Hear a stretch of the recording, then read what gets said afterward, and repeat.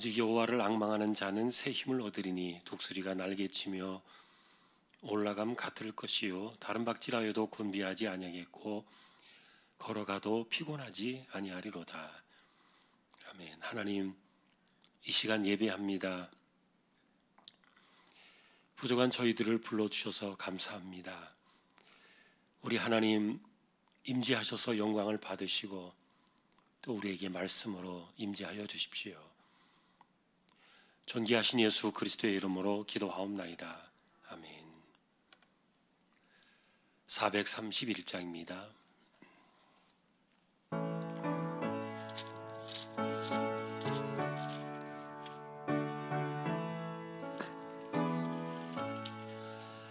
주 안에 기쁨 있네 주 안에 살자 주 안에 평안 있네 주 안에 살자 불안이 연기처럼 스며들어도 주 안에 사는 마음 기쁨 넘치네 주 안에 사랑 있네 주 안에 살자 주 안에 소망 있네 주 안에 살자 검푸른 성난파도 밀어 덮쳐도 주 안에 사는 마음 평화 넘치네 주 안에 영생 있네 주 안에 살자 주 안에 천국 있네 주 안에 살자 불길이 지옥처럼 솟아올라도 주 안에 사는 마음 생명 넘치네. 아멘. 안경란 권사님 기도해 주시겠습니다.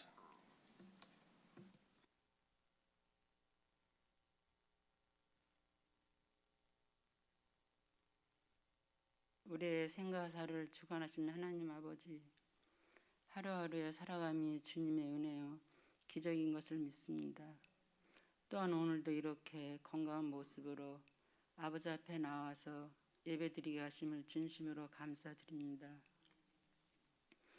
늘 부족한 것이 있어도 저희들 용서하시고 이 시간 예배를 받아 주옵소서. 오늘도 우리에게 주시는 말씀을 통하여 성령이 충만한 가운데 순종하는 삶을 살게 하시며 세상에서 하나님의 자녀들답게 또한 예수 믿는 자들로서 부끄러움이 없는 삶을 살게 하옵소서. 코로나로 인하여서 저희들의 믿음이 나태하는 신앙이 되지 않게 하시고 더욱더 아버지 앞에 기도하며 말씀을 가까이 하는 삶을 살아가게 하옵소서.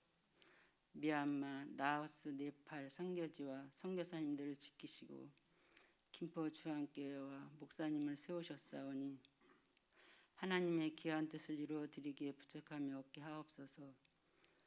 이 시간 주님의 말씀을 사모하며 나아싸오니 전하시는 목사님께 성령님 함께 하셔서 저희들 은혜 받게 하시고 말씀에 의지하여 주님의 인도하심 따라 살아가게 하옵소서. 이 시간 예배를 드리오니 온전히 영광만 받아 주옵소서. 언제나 우리를 사랑하시고 지키시는 예수님 이름으로 기도드렸나이다.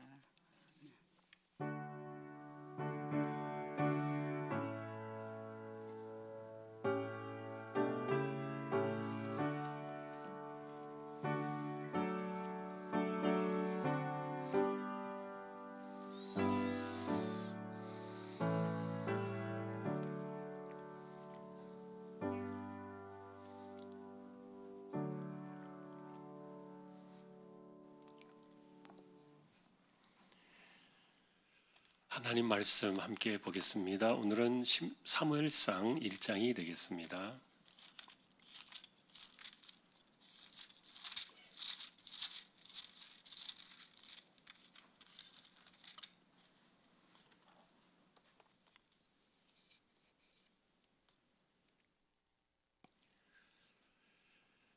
사무엘상 1장 교독 함께 하겠습니다.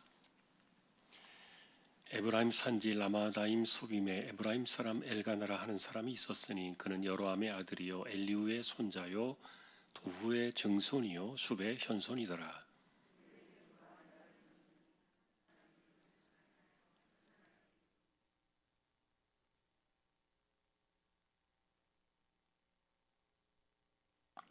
이 사람이 매년 자기 성읍에서 나와서 실로에 올라가서 만군의 여호와께 예배하며 제사를 드렸는데 엘리의 두 아들 홈니와 비느하스가 여호와의 제사장으로 거기에 있었더라.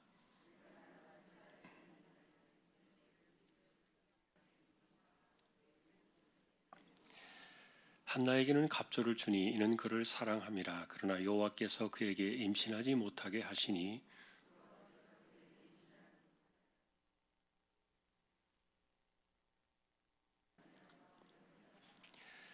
매년 한나가 여호와의 집에 올라갈 때마다 남편이 그같이 하매 분인나가 그를 격분시키므로 그가 울고 먹지 아니하니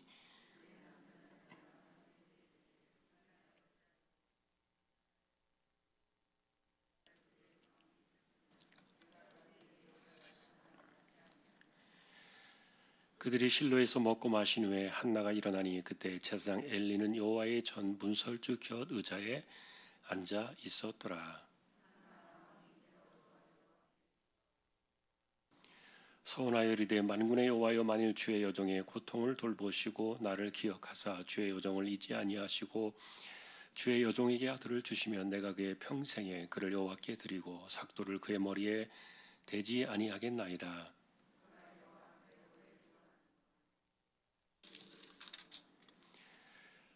한나가 속으로 말하며 입술만 움직이고 음성은 들리지 아니하므로 엘리는 그가 취한 줄로 생각한지라.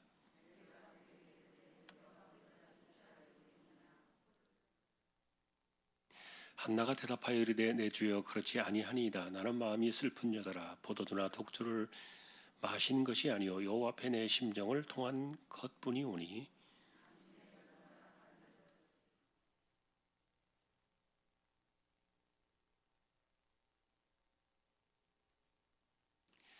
엘리가 대답하여 이르되 평안히 가라. 이스라엘의 하나님이 네가 기도하여 구한 것을 허락하시기를 원하노라 하니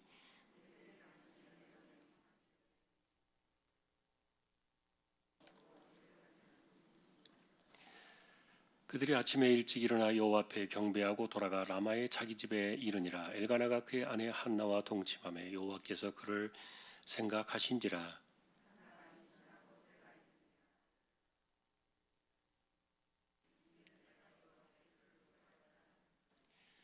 그 사람 엘가나와 그의 온 집이 여호와께 매년제와 소원제를 드리러 올라갈 때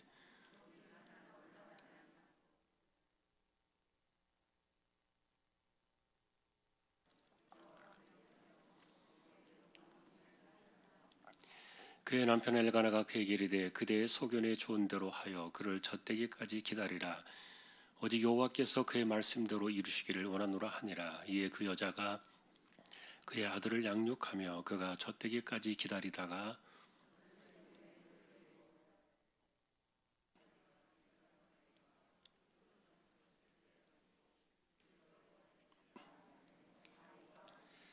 그들이 수소를 잡고 아이를 데리고 엘리에게 가서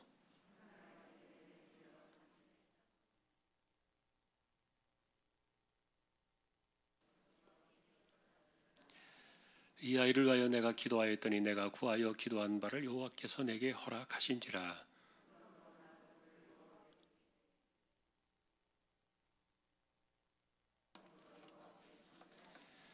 아멘.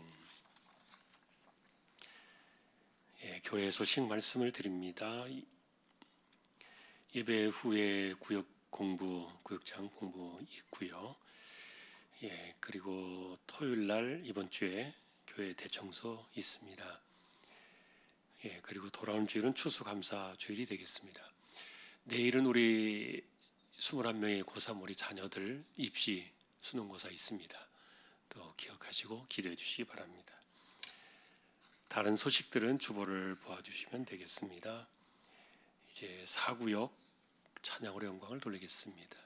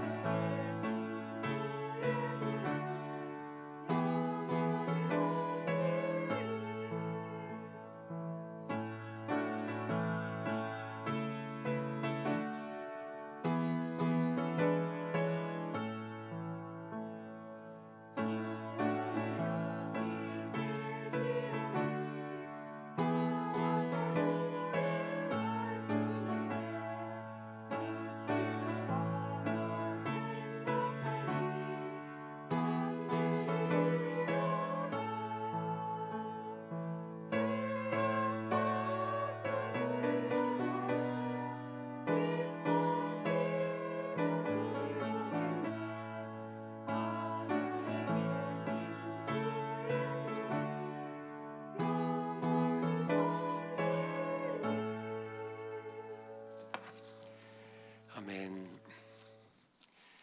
하나님 감사합니다. 세워두신 4구역을 기억해 주시고 구역의 식구들 하나님 붙들어 주시며 또 온전히 서가는 모두 되게 하여 주십시오. 말씀을 상고하려고 합니다. 부족한 총과 저희 모두를 말씀으로 붙들어 주십시오. 존귀하신 예수님의 이름으로 기도합니다. 아멘.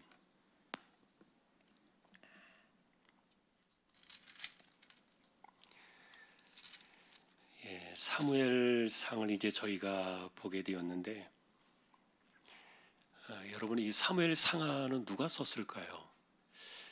기록자가 이렇게 중요한가 이렇게 물을 수도 있습니다만 이 기록자를 알면은 그분의 성향을 성령께서 감동하셔서 그대로 하셨기 때문에 우리가 때로는 아는 것이 중요해요. 근데 여러분 실제로 사무엘상하 그러니까 이제 사무엘이 썼을 것으로 이 성경을 우리가 생각합니다만 사실은 누가 기록했는지는 모릅니다. 사무엘상하의 기록자는 누구인지 알려져 있지 않고요. 우리가 그걸 어떻게 알 수 있느냐? 사무엘상 중간쯤 가다 보면은 본인이 죽는 사건이 나와요. 사무엘이 죽는 기록이 나와요. 그러면 자기가 자기 이야기를 쓰면서 죽는 이야기를 쓰고 그다음에 죽고 난 이후의 이야기를 쓸 수 있을까요? 그건 안 되죠. 그래서 사무엘상하의 기록자는 사무엘이 아닌데 사무엘이 아니라는 말은 그 말은 뭐냐면 이제 사무엘조차도 객관적으로 바라보면서 이 성경이 기록되었다는 거예요. 여러분 사무엘상하를 채워나가는 우리가 말하는 이제 소위 말하는 리더십입니다. 여기에 주제는 여전히 이제 사사 시대를 이어가고 있는 그 흐름입니다만 이 사무엘상하를 덮고 있는 중요한 그 지도자 세 사람이 나오죠. 한 사람은 사무엘, 두 번째가 사울 왕, 그리고 세 번째가 다윗. 이렇게 세 사람이 이 사사 시대의 마지막을 채워가는, 그러면서 이제 이들이 사사 시대에서 왕정 시대로 이렇게 그 중앙 집권 시대로 국가의 체제가 넘어가는 그런 과도기적인 모습들을 이제 보여주게 됩니다. 그래서 이 세 사람을 동시에 알고 있는 누군가가 객관적으로 이들을 바라보면서 사무엘의 이름으로 이 성경을 기록했을 것이다, 이렇게 보는 거예요. 그래서 제3자가 바라보던 그 혼란의 시대에 사무엘과 사울과 다윗, 이들이 하나님 앞에 어떻게 쓰임받았고 어떤 역할을 했는가, 그런 것들을 보여주는 거예요. 실제로 이 당시에 신전이라고 하면은 실로에 언약궤가 있었습니다. 그런데 이제 우리가 이 사무엘 시대를 보면은 사울 왕 때에 블레셋하고 전쟁하면서 여러분 언약궤를 들고 나가는 거 보셨죠? 우리가 그 내용 또 만나게 될 겁니다만, 언약궤를 들고 전쟁터로 나가는 그런 모습들을 보게 돼요. 그래서 이런 걸 보면은 오히려 구약의 같은 구약입니다만 광야 시대 때 모세를 통해서 광야에서 만들었던 성막보다도 실로에 있던 성전은, 실로에 있던 그 성전이라고 하기보다는 그냥 신전 이렇게 불렀는데, 그 신전은 오히려 하나님이 말씀하신 대로 지어지지 않았던 것 같아요. 그러니까 제대로 언약궤를 보존하지 않은 것이죠. 보관하지 않은 것이죠. 그러니까 전쟁 때 그냥 들고 나오는 겁니다. 구약 시대 때 모세 시대 때 성막에는 지성소하고 성소하고 가려져 있잖아요. 못 들어갑니다. 아론의 때 이후로 거기는 함부로 들어가면 죽죠.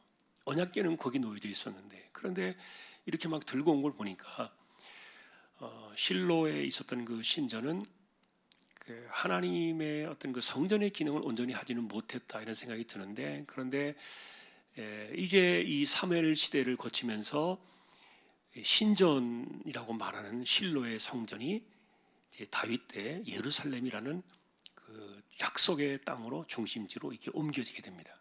그래서 우리가 이제 주목해 봐야 될 것은 사무엘 상하를 보면서 이제 우리가 1장을 시작하니까 말씀을 드립니다만, 두 가지 관점이 이렇게 흘러가고 있어요. 하나는 지도자들이 어떻게 그 시대에 하나님께서 쓰임을 받고 있는가, 그리고 하나님은 그들을 통해서 어떻게 준비시키시고 그 시대를 쓰셨는가 하는 것들을 우리가 사람을 통해서 보는 것이고, 또 하나의 관점은 금방 말씀드린 것처럼 언약궤를 중심으로 한 그 하나님을 예배하는 성전의 그 중심이 어떻게 이동하고 있는가를 보는 거예요. 예루살렘이라는 확고한 약속의 땅이 이 사무엘 시대, 다윗 때 그것이 세워지게 되죠. 자, 그런데 이제 오늘 우리가 이제 보시게 되는 이 사무엘이라는 사람은 사실 사사 시대 말기로 치면은 이때 실로에서 대제사장의 역할을 감당하고 있던 분은 엘리였는데, 이분이 사사의 기능을 하고 있었던 것으로 보여져요. 사사와 같았고, 그리고 제사장의 기능을 했고, 그래서 이제 엘리의 집안에 어떤 상당한 그 영향력이 있었던 것으로 보여지고, 그리고 우리는 그 두 아들이 있잖아요. 홈리와 비나스. 엘리의 두 아들이 있는데, 그 두 아들들이 이 대제사장의 직분을 그대로 이어받을 것으로 예상되어지는 그런 분위기 속에서 사무엘서를 보게 되는데, 근데 여러분 우리가 이제 그 한두 장도 넘기지 않아 가지고 어떻게 됩니까? 두 아들이 죽지요.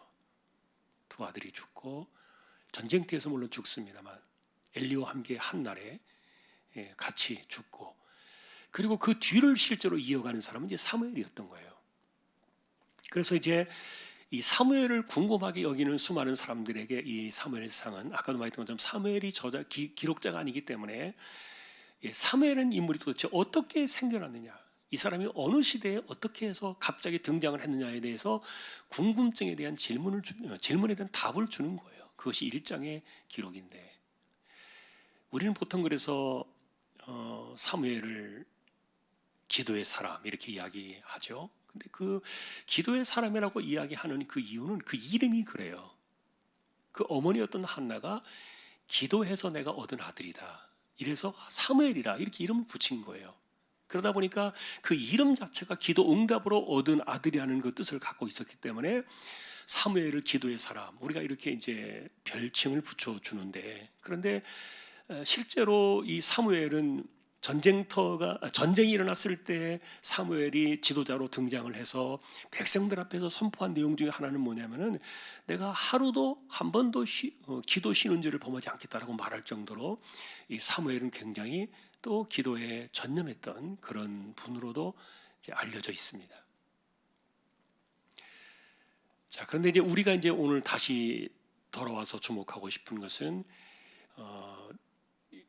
좀 궁금하게 생각하는 것 가운데 하나는 여러분 그 엘리나 그리고 이 지금 여기 나오게 된 사무엘이나 이분들은 여로보암 지파에 속해 있는 그 북쪽에 있는 곳이에요.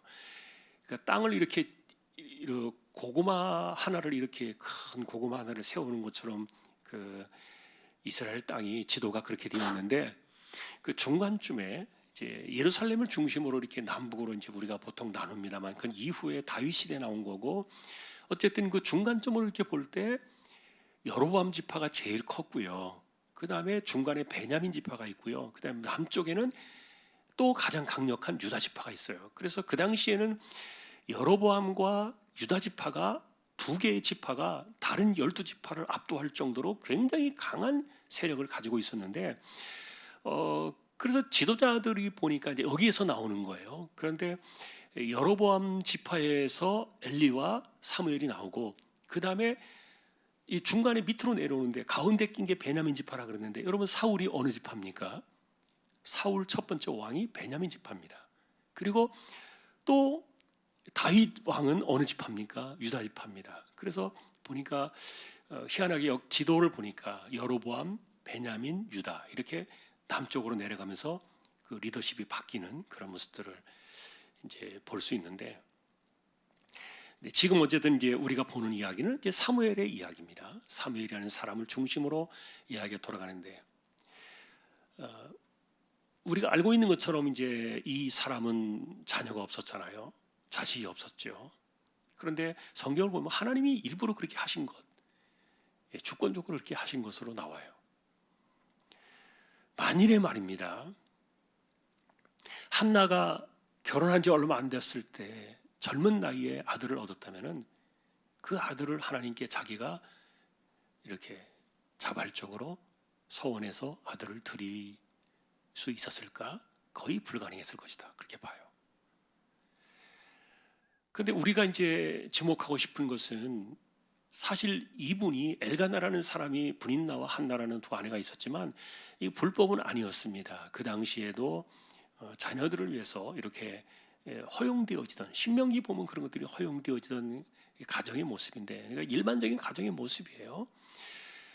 그러나 중요한 것은 이 엘가나라는 사람이 굉장히 신앙이 좋았다는 겁니다. 경건한 사람이.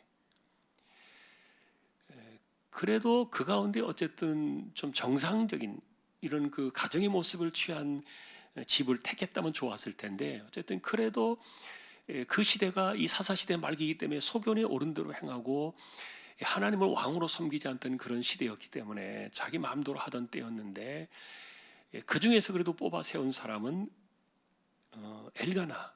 그래도 신앙이 괜찮다라고 생각되어지는 사람인데도 불구하고 집안을 들여다보면 흠이 있는 거예요. 그 흠이라는 게 뭡니까? 아내가 둘이 있었던 거죠. 하여간 하나님께서 이렇게 들어서 쓰시는 사람들을 보면은 우리가 이 성경을 보면서 이제 계속 그런 것들을 만납니다만 하나님께는 그런 거 중요하지 않아요. 우리가 이제 누가복음에서도 그것이 강력하게 드러났었죠. 하나님께는 이 사람이 과부였느냐, 아니면은 세리였느냐, 뭐 병든 자였느냐, 가난한 자냐 별로 중요하지 않아요. 하나님께서는 사람을 통해서 일하시고 사람을 통해서 역사하시는데 그런데 주로 이제 그런 사람들 가운데서도 보면은 누가 전심으로 하나님을 향할 수 있느냐, 누가 전심으로 하나님께 순종할 수 있고 누가 전심으로 하나님께 의지하며 살아갈 수 있는가를 보시는 거예요.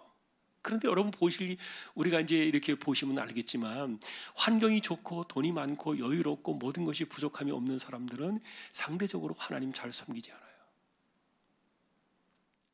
그러니까 이 기독교 신앙이 그래서 참 아이러니합니다만 가난한 사람들을 통해서 많이 복음이 세워졌어요. 그 부자가 천국에 들어가는 것이 낙타가 바늘귀로 들어가는 것보다 어렵다는 그 일반적인 원리가 지금도 세상에 동일하게 있는 거예요. 많이 배우고 똑똑하다고 생각하고 권세가 있고 돈 좀 있고 이런 사람들을 잘 신앙 갖지 않아요. 그리고 신앙생활을 해도 그냥 깊이가 없고 그 다음에 어떤 진실함이 없고 이런 것들이 떨어지는 거예요. 그러니까 하나님께서 그런 사람들을 세우시는데 이게요, 고린도 교회도 마찬가지였어요. 바울도 그런 얘기를 해요. 하나님이 우리를 부르신 사람들을 보니까 세상에서 뭐 내놓을 만한 것이 없는 사람들을 부르셨다 그랬어요. 이거는 하나님께서 그들을 통해서 뭔가 세상을 보란 듯이 이렇게 뒤집어 놓으려고 하시는 거라기보다는 그런 분들이 기본적으로 하나님에 대한 마음이 진실해요. 그래서 기본적인 신앙이 있었던 거예요. 엘가나의 집에도. 그러나 이 집도 흠이 있는 거예요. 허물이 있고. 남들이 볼 때는 평안해 보일지 모르겠지만 이 분인나와 한나의 보이지 않는 이 갈등은요, 집안을 언제나 위태롭게 했던 거예요. 흠이 있는 거죠. 그런데 한 사람은 자녀가 있고 한 사람은 자녀가 없단 말이에요. 그러니 뭐 이 사람에게 한나에게 뭐 많은 재물을 주고 뭐 이게 무슨 소용이 있겠어요? 아무런 의미가 없죠. 자, 그래서 우리는 이제 이런 상황 속에서 한나의 기도가 진실할 수밖에 없었다 하는 것들을 봅니다. 누가 이런 기도를 할 수 있을까? 그런데 이제 아이러니한 것은 뭐냐면은 여러분 그 당시에 최고의 신앙의 최고봉이라고 말할 수 있는 엘리 제사장, 이분이 기도하고 있는 한나를 뭐라 그랬습니까? 술 취한 여자라 그랬잖아요. 술 취한 여자. 죄송한 표현입니다만 이 엘리는 자기가 평생을 살아오면서 이렇게 한나처럼 이렇게 한 번도 기도를 못 해본 거예요. 그러니 모르는 거죠. 사람은요, 누군가 이렇게 보고 판단하고 이러는 게 다 자기가 경험하고 자기가 생각하고 자기 마음에 있는 것을 가지고 사람들을 해석하지 않습니까? 자기가 그릇이 그거밖에 안 되니까 이 기도하는 한나를 술 취한 여자로 본 거예요. 술 끊어라. 언제까지 하나님의 집에 와서 술 취해가지고 이러고 있을 거냐, 이렇게 말할 정도로. 근데 그 다음날 간 거를 보니까 한나는 밤을 새워 기도했어요. 그래도 여러분 이 기도가 계속되지 않고 하룻밤의 기도로 이렇게 하나님이 응답을 주신 것을 보면은 이 하룻밤 사이에 한나가 완전히 굴복당한 거죠. 이때는 뭐 자신의 어떤 그 자존심이나 아니면 인간적인 어떤 고집이나 생각 이런 것들이 하나도 없는 거예요. 그냥 다 내려놓은 거죠. 그날 밤에 다 쏟아놓은 겁니다. 하룻밤 사이에 한나는 그냥 술 취한 여자처럼 보이면서 오해를 받으면서 그날 밤에 다 쏟아놓고 나서 기도를 드릴 때 뭐가 나왔습니까? 소원의 기도가 나와요. 이 소원 기도는 시킨 거 아닙니다. 지금도 여러분 우리가 하나님께서는 예를 들어서 사도 바울도 그랬잖아요. 우리 마음에 소원을 두고 행하신다 그랬잖아요. 이거는 하나님이 기쁘신 뜻을 위하여 이렇게 말했어요. 바울도. 우리에게 주시는 소원은, 그래서 우리가 마음의 소원을 갖고 우리의 소원을 이루시는 그 하나님에 대한 이런 생각들은 내 소원이 아니에요. 죄송하지만 내 소원 아닙니다. 인간의 소원이 그게 거기서 거기 아닙니까? 그래서 어떤 사람들은 하나님의 그 일을 이루는 그 하나님의 꿈, 그 하나님의 소원을 뭐 비전이다, 꿈이다 이렇게 포장도 하고 그럽니다만 이게 꿈인지 비전인지 아니면 내 욕심인지 이런 것들이 구분하기 정말 어려워요. 그러나 어쨌든 중요한 것은 그리스도인들에게, 신실한 그리스도인들에게 역사하시는 그 내면의 중심을 보면은요, 하나님의 기쁘신 뜻을 이루기 위하여 마음속에 소원을 주는 것은 분명해요. 바울도 그렇게 말했어요. 소원이 있다.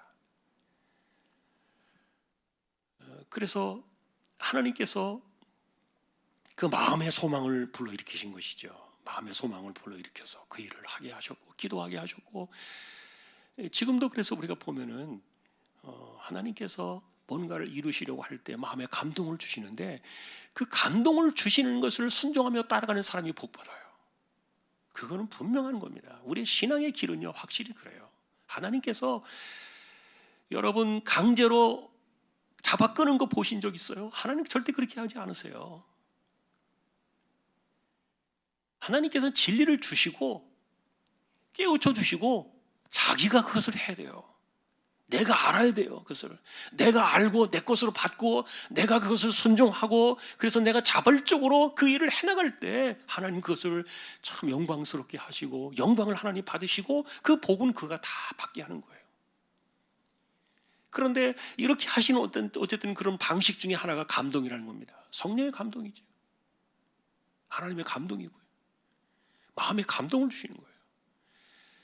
그래서 그 주시는 감동을 따라서 그걸 물리치는 사람들이 얼마나 많습니까? 세상 살다 보면 그런 일들이 굉장히 많아요. 지금도 수많은 사람들에게 우리의 삶 속에 순간순간 하나님의 감동은 찾아올 거예요. 왜요? 하나님의 뜻은 변함없이 우리에게 찾아오기 때문에 그래요. 나를 향하신 하나님의 뜻과 하나님의 마음과 하나님의 소원들 이런 것들은요 언제든지 우리를 통해서 있기 때문에 그러나 그런 것들이 드러나지 않는 이유는 내가 물리치기 때문이에요. 내가 그것을 순종하지 않고 받아들이지 않고 복종하지 않으니까 다 떠나가니까 그래서 그러는 거예요. 그러나 그런 것들을 알고 내가 붙잡고 순종하고 그 길을 따라갈 때는 확실히 거기에 하나님께서 아 이래서 그랬구나, 하나님이 이것 때문에 그러셨구나 나중에 다 나와요. 우리는 그 과정을 알지 못합니다. 한 치 앞을 내다보지 못하는데 다음 발걸음도 모르는데 우리가 어떻게 알겠어요? 그러니까 말씀으로 인도해가는 이런 한 걸음 한 걸음 이끌어가시는 그 하나님의 방식들을 우리가 다 할 수 없기 때문에 순종만이 최고입니다. 순종해야 그 다음은 알잖아요. 한 걸음을 내딛어야 그 다음 발걸음에 뭐가 있는지 나오는 것이지 순종하지 않고 가고 여기 있으면은 그 다음에 뭐가 있는지 절대 보여주지 않아요. 한꺼번에 다 보면요 사람 미쳐버립니다. 감당하지 못합니다. 이런 것은 성경의 보통 일반적인 원리예요. 그래서 요단강을 건널 때도 그때는 처음에는 홍해를 건널 때는 모세를 통해서 바다를 가르셨지만 그러나 그 다음에 모세가 없고 여호수아를 중심으로 요단강을 건너갈 때는 어떻게 했어요? 그냥 흘러넘치는 그 요단 강물에 무조건 발을 집어넣는 거예요. 들어가야 되는 거예요. 들어가야 그 다음에 어떻게 될 것인지, 이 강물이 어떻게 갈라질 것인지, 어떻게 하나님께 역사하실 것인지를 그 다음에 보는 것이지 그냥 앞에서 하나님 먼저 하세요 내가 갈게요 이렇게 될 수 없어요. 순종이라는 개념은 그래서 내가 무조건 말씀을 붙잡고 마음에 일어나는 감동을 따라서 발걸음을 내디딜 때 그 다음이 보여요. 한나의 마음속에 이렇게 이제 기도할 수밖에 없었던 그런 것들은 하나님께서 그의 마음을 감동하신 것이죠. 기도하게 만들었고. 그런데 이제 우리 인간적으로 바라볼 때는 아까도 말했던 것처럼 이런 기도를 드릴 수밖에 없는 그런 환경 속에 있는 사람을 사실은 하나님이 고르신 거예요.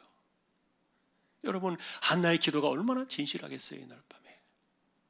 그리고 아까 말했던 것처럼 자기를 다 쏟아놨다 그랬잖아요. 다 쏟아놓은 거예요.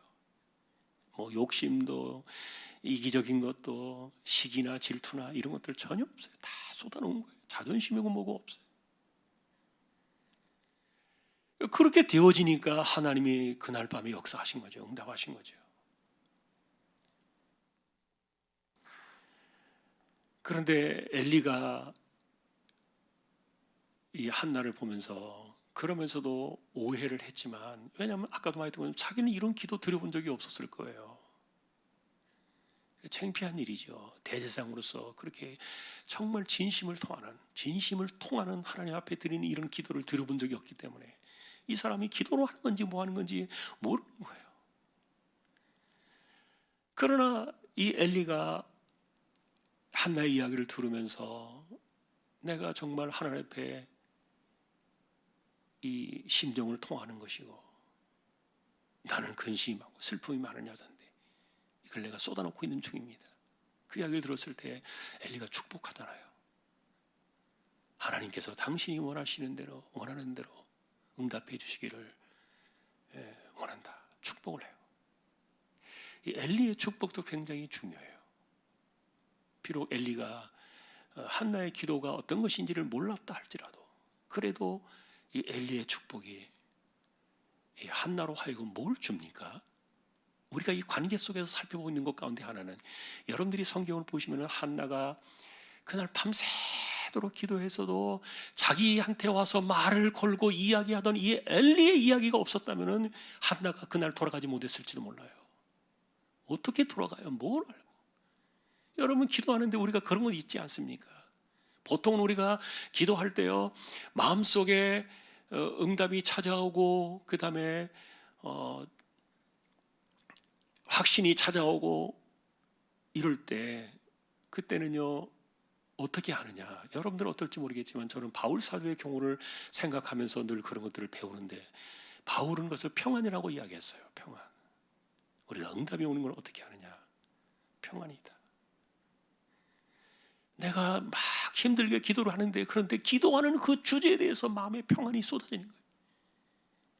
마음이 평안해져요. 어떤 응답에 대한 확신을 우리가 볼 수 있는 것 가운데 하나예요. 그건 바울이 가르쳐준 내용이에요.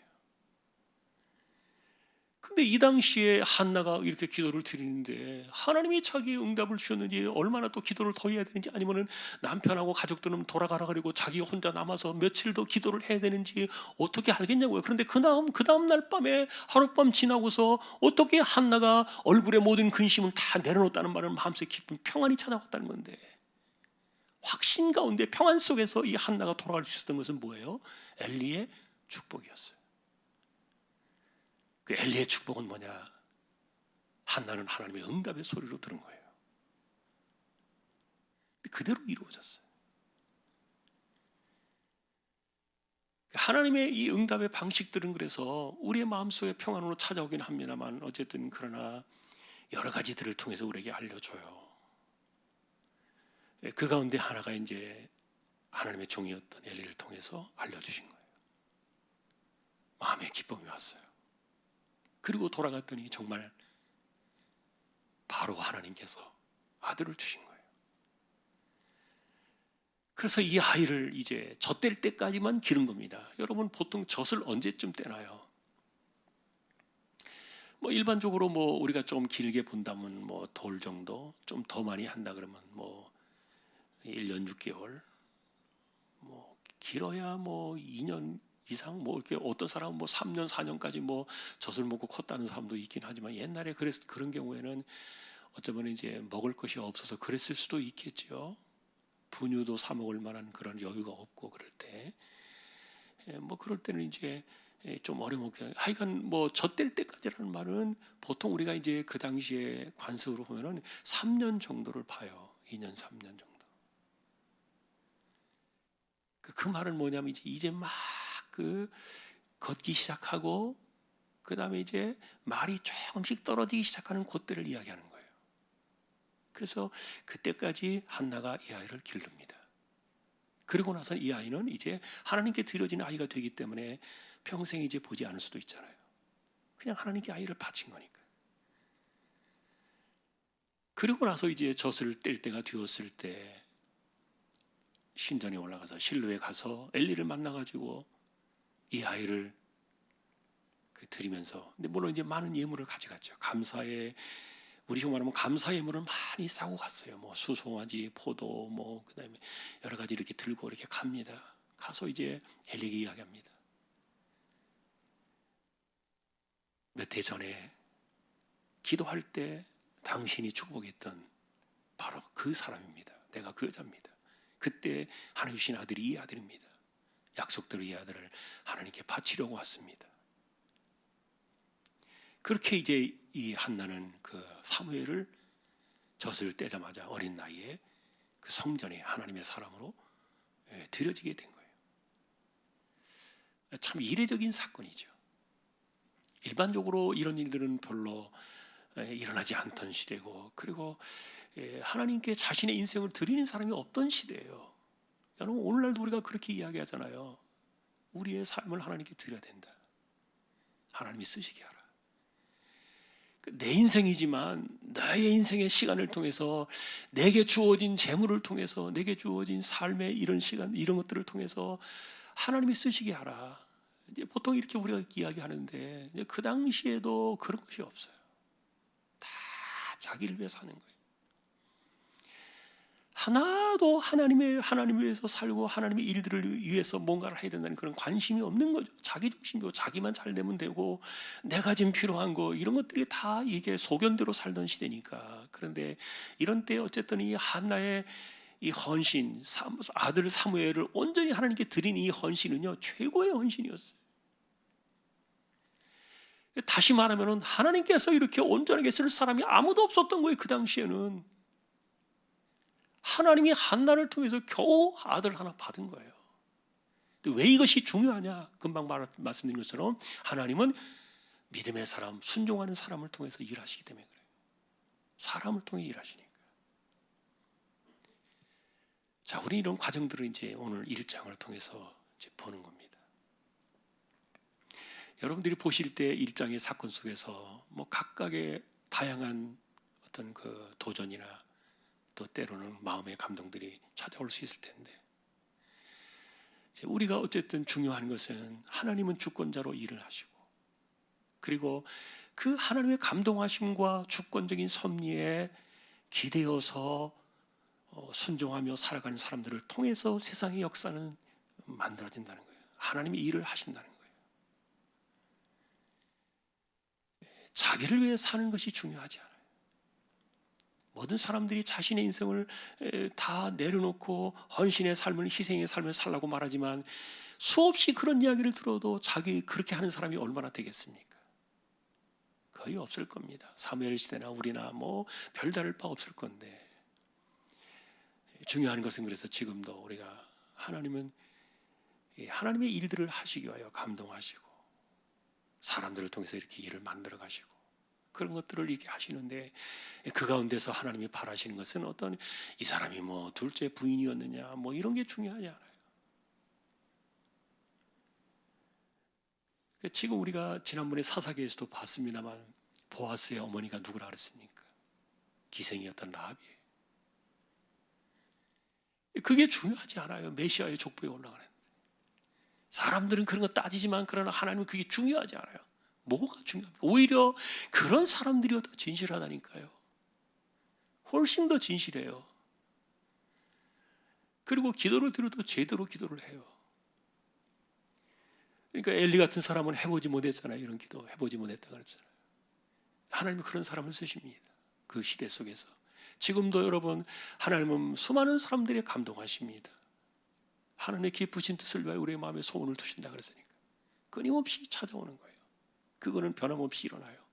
우리가 그것을 물리치고 모른 척하고 내팽개치고 그렇게 하기 때문에 그냥 그 감동들을 물리치다 보니까 우리가 하나님의 그 다음에 이루어가시는 일들을 모를 뿐이지, 지금도 하나님의 역사하시면 똑같습니다. 사무엘을 내시려고 한나라는 이런 그 아픔이 있는 사람을 택하시고, 그리고 그 사람을 감동하게 하셔가지고 그냥 있는 거 없는 거 다 쏟아놓게 하셔서 그 다음에 하나님께서 이렇게 소원을 통해 받으시고요.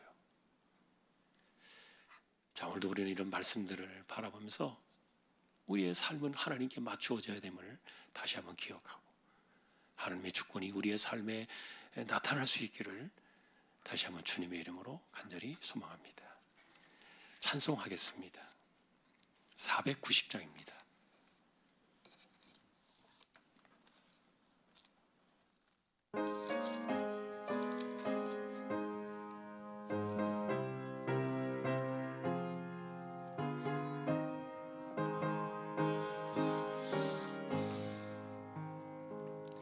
주여 지난 밤 내 꿈에 배었으니 그 꿈 이루어 주옵소서. 밤과 아침에 계시로 보여주사 항상 은혜를 주옵소서.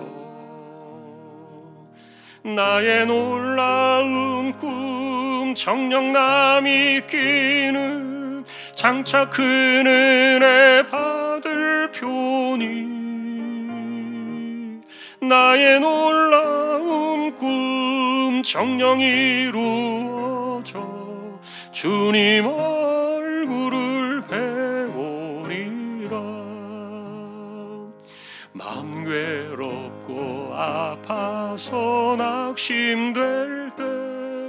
내게 소망을 주셨으며 내가 영광의 주님을 바라보니 앞길 환하게 보이도다. 나의 놀라운 꿈 정령남이 끼는 장차 큰 은혜 받을 표니 나의 놀라운 꿈 정령 이루어져 주님 얼굴을 배우리라. 세상 풍조는 나날이 변하여 나는 내 믿음 지키리니 인생 살다가 죽음이 꿈 같으나 오직 내 꿈은 잠되리라. 나의 놀라운 꿈 정령남이 끼는 장차 큰 은혜 받을 표니 나의 놀라운 꿈 정령 이루어져 주님 얼굴을 배우리라.